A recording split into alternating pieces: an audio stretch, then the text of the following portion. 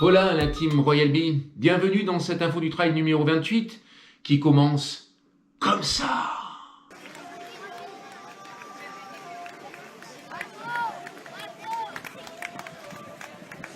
Et oui, très belle victoire du chinois AJ, je ne sais pas comment ça se prononce, médaillé d'or du marathon des Jeux asiatiques de 2023, qui s'impose sur les coureurs qui le devancent, qui le poursuivent en ralentissant, à savoir le Kenyan Willy Nangat, et puis Robert Keter, et enfin Jene Hailu, je ne sais pas, l'Éthiopien. La classe. Alors des gens qui ont l'esprit un peu mal tourné, en regardant les images de cette arrivée du semi-marathon de Pékin, avancent l'hypothèse que peut-être il y aurait eu tricherie. Alors pour en avoir le cœur net, la chaîne Royal Baatar s'est mise en quête de retrouver la bande-son de l'événement, l'enregistrement du dialogue entre les coureurs. Et c'est cela que je vous propose de regarder tout de suite. Bah où tu vas là? Faut aller à gauche là. Pourquoi? Bah faut aller bien, faut aller à gauche, c'est la ligne d'arrivée. Ah d'accord, ok j'y vais. Allez passe devant maintenant. Bah je suis au maximum, j'arrive pas à accélérer. Passe devant. À côté les gars, on ralentit. Voilà, c'est bien là, c'est bien. Allez fonce. Dis donc les copains, pourquoi vous faites ça? Vous êtes vraiment trop sympas. Parce que tu te rappelles pas, on était ensemble à l'école primaire, tu te rappelles pas? Non, non. Bon, réfléchis pas, secoue la tête comme si tu étais à fond et continue. Ah, la ligne d'arrivée, elle est là. Allez, secoue la tête, ça fait pro, secoue la tête. Oui, je secoue la tête. Allez, t'y es. Ouais, on est là, super. Quelle heure il est? Parce que j'ai faim. 11h20. J'ai bien mangé à midi, je crois. Allez, bravo, mec. Oh, je suis trop content. Alors, tout ça évidemment fait un peu polémique. Par conséquent, le Kenyan Willy Nangat a dû se justifier d'avoir laissé passer devant lui cet athlète chinois, AJ. Et qu'a-t-il dit, Willy? Il a dit « J'ai fait ça parce que c'était mon ami, je l'ai laissé gagner parce que c'était mon ami. » Ah bon? Moi je croyais que quand on était amis, on partageait la victoire, on passait la ligne d'arrivée main dans la main. Un peu comme Benoît Girondel et François Daen sur la Diagonale des Fonds 2015. Tu vois le truc? Ça, c'est de la classe. Ça, c'est de l'amitié entre athlètes. Mais apparemment, c'est pas la même chose chez les routards. Ou bien, peut-être que Nangat, je cherche le verbe, ouais, celui-là, ment. Peut-être que Nangat ment. Peut-être. D'ailleurs, tiens, il a été interviewé par la BBC et lors de cette interview, la version n'est pas la même. Il a dit, je le cite et je lis, « Mon travail était de mener le rythme et de l'aider à gagner, mais malheureusement, il n'a pas réussi à atteindre son objectif qui était de battre le record national, c'est-à-dire le record national chinois. » Ben, quand ça veut pas, quoi, hein, franchement. Et il poursuit en disant, « Je ne sais pas pourquoi, ils ont mis mon nom sur le dossard plutôt que d'indiquer que j'étais un lièvre. » Oui, non, un lièvre, ça n'a rien à voir avec la chasse. Dans le jargon de la course à pied, le lièvre, c'est un coureur qui a pour but de donner le tempo à un autre coureur qu'il aide pour gagner. Tout s'explique que Willy Nanganat est en fait un lièvre non officiel. C'est pas de la triche, c'est un problème de communication. Ah oui, c'est un problème de communication, mais oui. Quant aux deux autres coureurs, l'autre Kenyan et l'Éthiopien, ils n'ont pas profité de l'opportunité pour gagner parce que, en fait, bon, ça ils l'ont pas dit, c'est moi qui fais une hypothèse, parce que ça se voit clairement sur les images, ils ont eu un gros coup de barre à 20 mètres de l'arrivée. Ils ont les jambes sciées et bref, ils ont fini une seconde derrière le vainqueur chinois. À moins qu'eux aussi ne soient des lièvres non officiels. Peut-être qu'un jour, nous saurons la vérité. On la sait déjà la vérité en fait. Oui, j'ai remis le petit gilet UTMB en polaire parce que tout d'un coup il fait froid. Hein. En avril, ne te découvre pas d'un fil. Du coup, j'ai remis ça. Petit gilet UTMB. UTMB. L'ultra trail du diable. Évidemment, ce genre de truc ne pourrait pas arriver dans le monde du trail parce que dans le monde du trail, nous trailers, nous partageons les sacro-saintes valeurs du trail qui sont, je vous le rappelle, tu ne doubleras pas dans les bouchons, même si c'est pour rigoler, filmer et faire un petit clin d'œil à leurs gars pour leur dire que ça fait quand même la 2e année consécutive que vous avez un gros bouchon. Tu ne tricheras pas, tu ne voleras pas.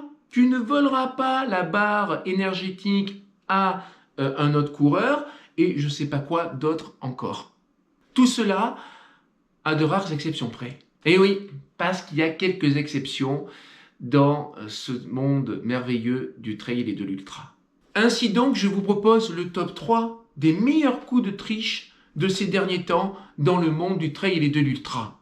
Un podium de l'arnaque, en quelque sorte. Nota bene, je ne reviendrai pas sur l'édition 2023 du Marathon des Sables. J'ai déjà fait une info du trail là-dessus. On vous remercie, ça nous a fait marrer, c'était super. Continuez, la nourriture sur le tapis, c'était bien ça, c'était bien. En général, on met la poussière sous le tapis, mais là, dans le cas du Marathon des Sables, il y a déjà du sable sous le tapis, alors on met de la bouffe.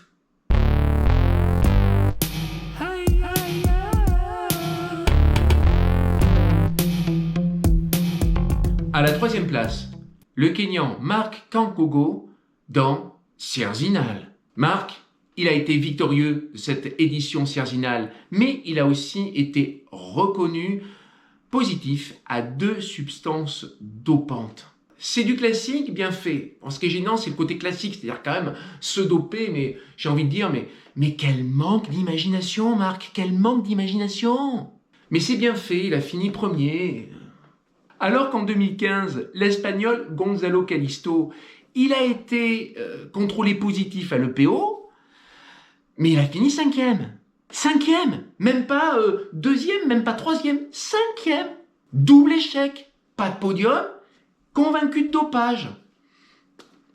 Un must dans la loose, quoi. Pour mes mots, le vainqueur de l'édition 2015 de l'UTMB, c'est le petit prince du trail, Xavier Thévenard. Nicolas Martin, que j'ai eu l'occasion de croiser en faisant un parcours trail autour et au sommet du Vieux Chailleul. Nicolas Martin qui a laissé entendre dans une interview que la détection du dopage dans le monde du trail était minime et qu'il suffisait d'avoir des ressources et des relations dans le monde médical pour assez facilement pouvoir bénéficier de substances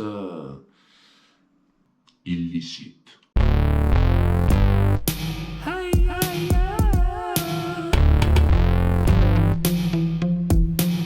À la 2e place, coup de coupe sur la Saint-Élion. Celle-là, elle est bien bonne. Il y a un mec, un trailer, il a triché sur la Saint-Élion en prenant un raccourci. Il a coupé le parcours. C'est arrivé il y a une petite poignée d'années sur un trail pas loin de chez moi, à Roquefort-la-Bédoux, où il y a 2 gars, ils ont fini, je crois, premier et deuxième. Ils ont fini premier et deuxième de ce trail, mais ils ont publié leur parcours GPS ou GPX, je sais pas, sur un réseau social. Et là, bien leur montre, elle a enregistré le vrai parcours, là vraiment par où ils sont passés, et voyait clairement qu'ils avaient coupé. Ça veut dire se tirer une balle dans le pied, quoi, tu vois. Bon, là, c'est pas tout à fait pareil. Hein. Le mec, il s'est pas fait choper comme ça. Et il a dit déjà, moi, quand je fais ce genre de distance, ma montre, je mets pas le mode GPX, GPS, je sais pas quoi, là, parce que j'en ai pas. C'est pour ça que j'hésite. Donc, je peux pas vous prouver que je suis passé par là ou là. Faut me croire sur parole. J'ai pas coupé. Mais bon, là, tu te dis, c'est la Saint-Élion. La Saint-Élion, ça fait 77-78 km. Dans la nuit, dans le froid, dans la neige, dans la boule de verglas.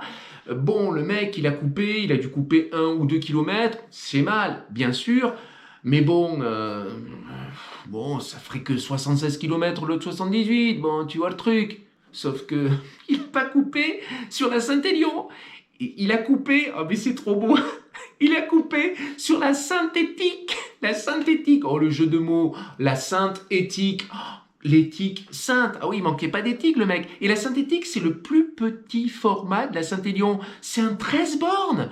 Le mec, il a coupé sur un 13 bornes. Cela dit, la coupe n'était pas vaine parce qu'il a quand même fini 3e. C'est un gars de 56 ans qui est parti dans la 2e vague qui fait en moyenne sur le parcours du 10 km/h, sauf entre Chaponneau, je ne sais pas si ça se prononce comme ça, c'est comme les noms chinois, ils ont des noms compliqués, parfois en région lyonnaise, sauf entre Chaponneau et Lyon, où là il fait du 17 km/h le mec. Il fait une accélération fulgurante, tu vois, waouh!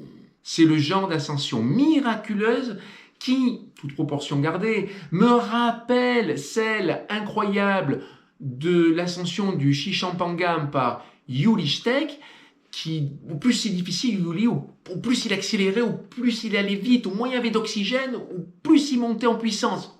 Oh, incroyable, incroyable. Bon, c'est une autre polémique, c'est le monde de l'alpi.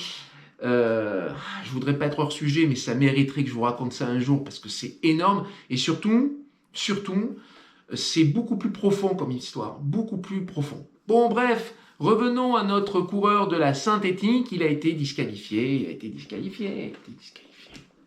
Ça fait de la peine, mais c'est comme ça.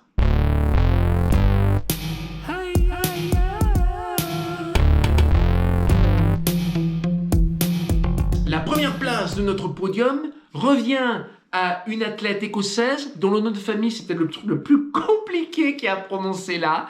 Bon, commençons par son prénom qui est déjà pas facile, Joasia.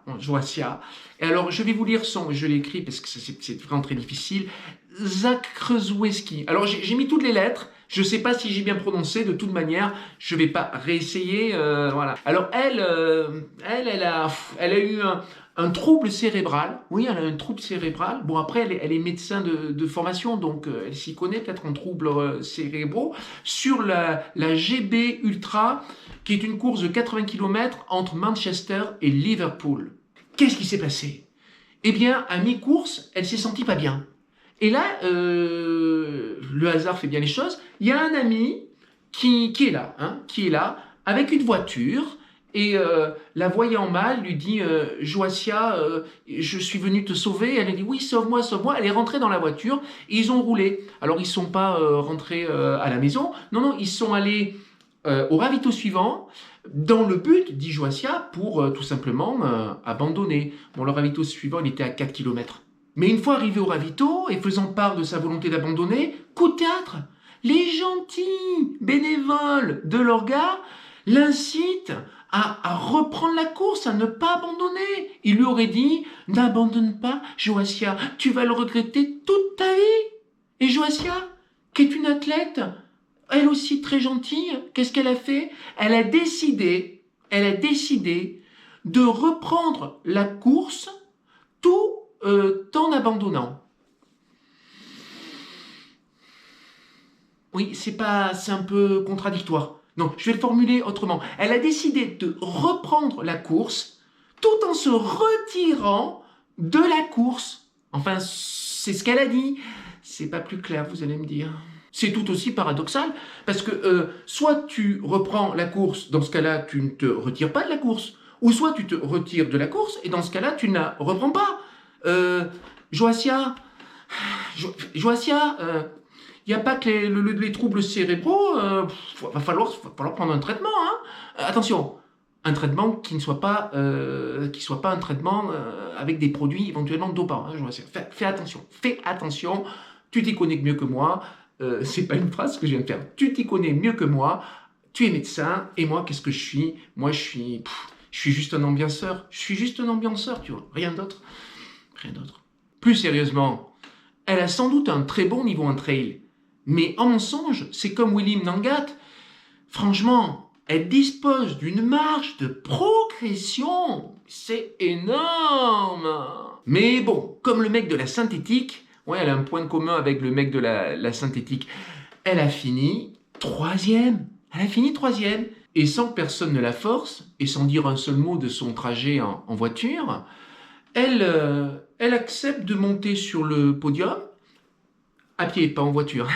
Elle accepte de recevoir la médaille de bronze et elle accepte de prendre une série de photos avec la première et la deuxième de la course. Elle est comme ça, Joasia, elle est sympathique. pas. Elle n'a pas voulu contrarier l'organisation. C'est ce qu'elle a dit. Elle a dit, j'ai pas voulu décevoir, j'ai pas voulu contrarier. Voilà, parce que j'ai pas.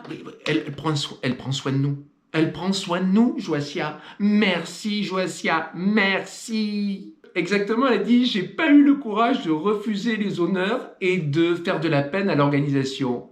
C'est beau. Quand on lui a fait remarquer qu'il y avait quand même un petit problème au sujet de ce trajet en voiture, elle a dit, parce qu'elle a réponse à tout, Joacia, j'ai eu comme un brouillage cérébral, je me suis plus souvenu de cette histoire de voiture.